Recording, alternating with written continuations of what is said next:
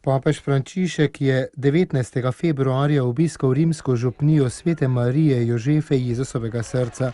Župljani so skupaj z župnikom papeža sprejeli z velikim navdušenjem in iskrenim veseljem.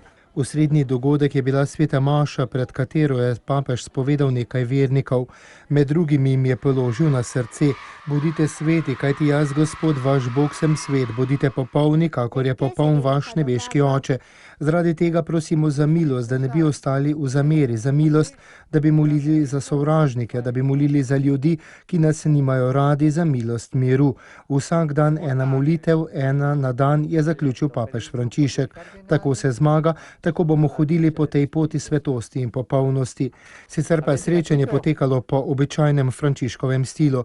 Sveti oče se je župljani tako najmlajšimi kot najstarejšimi pomenkoval v spontanem in zelo domačem vzdušju. Dovolil, da so mu zastavljali vprašanja, predvsem otroci so se z njim želeli fotografirati. Vsem pa je seveda namenil besede spodbude in blagoslovil, z njimi tudi molil in kot vedno prosil, naj oni prav tako molijo zanj.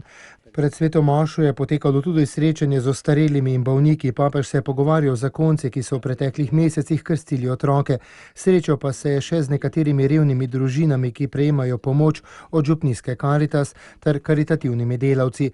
Slednjim je dejal, da ko pomagajo ubogi osebi, pomagajo Jezusu.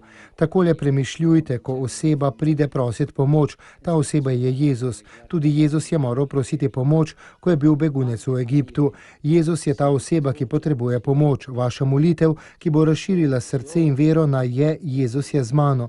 Jezus je danes z mano in ta paket dajem Jezusu. Ta nasmeh dajem Jezusu.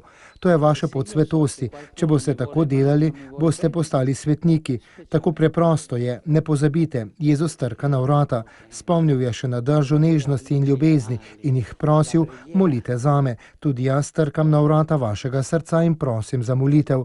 Ne prosim paketa, prosim molitev.